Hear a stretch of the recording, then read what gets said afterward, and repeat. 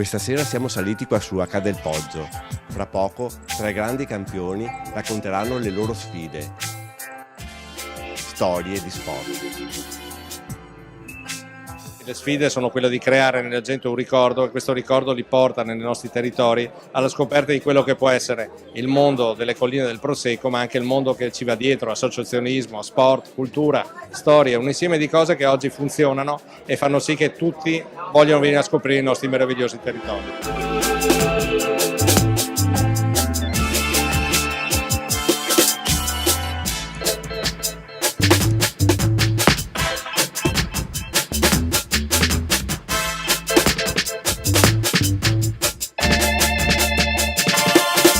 Sono stato professionista a 15 anni e quando sono diventato commentatore televisivo ho cercato di trasmettere e di far capire alla gente che cosa vuol dire essere corridori, quando si è davanti per conquistare una vittoria, quando si è dietro, quando si fa fatica. E penso che l'abilità di un commentatore sta proprio nel cercare di far capire alla gente che cosa vuol dire correre un Giro di Francia, un Giro d'Italia, un campionato del mondo.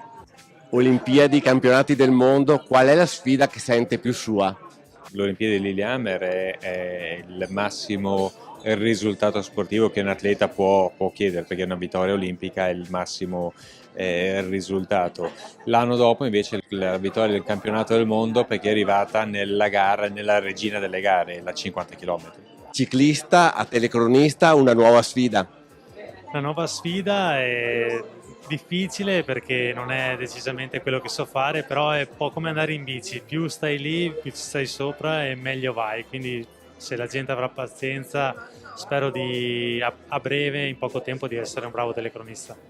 È una bella sfida, le belle sfide continuano e non bisogna mai pensare di averle vinte, ma bisogna continuare a prepararsi. E diciamo che il nostro lavoro è un lavoro che necessita di grande aggiornamento, di grande studio e quindi mai fermarsi. Per fortuna questo ci tiene un po' più svegli, i campionati si susseguono, i tornei si susseguono, i campioni cambiano, noi restiamo e quindi siamo tra virgolette piacevolmente costretti ad essere aggiornati e informati, ma lo facciamo con grande piacere. L'arbitro è una funzione un po' neutra che ci ha sempre favorito in questo per legare i diversi campioni. Naturalmente ci aiuta il fatto di essere nei campi, ma essere anche vicini alla gente, perché l'arbitro è sempre visto con un occhio di riguardo fuori dal campo, non in campo, ma fuori ci facciamo rispettare.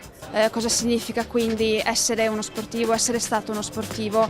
Cosa significa aver costruito la propria carriera sui sacrifici, sul lavoro e sull'amore per quello che si fa? La prossima impresa è fra poco, sarà quella di portare il Prosecco a Grammont in Belgio. Questa è una nuova sfida, una sfida che parte con il prossimo Giro delle Fiandre, una spedizione sta per partire. Muro di Casa del Poggio che sta diventando famosissimo in ambito ciclistico. Io mi ricordo di aver fatto un campionato italiano qui a Conegliano con 12 volte questa ascesa. È un muro veramente duro e tosto e sarebbe bello un giorno avere una classica qui. A brevissimo faremo una conferenza stampa che annunceremo proprio questa spedizione, ricca di una squadra juniores che parteciperà al Giro delle Fiandre, juniores, ma allo stesso tempo arricchita con dei cicloamatori e allo stesso tempo anche con una chicca che vi racconteremo a breve.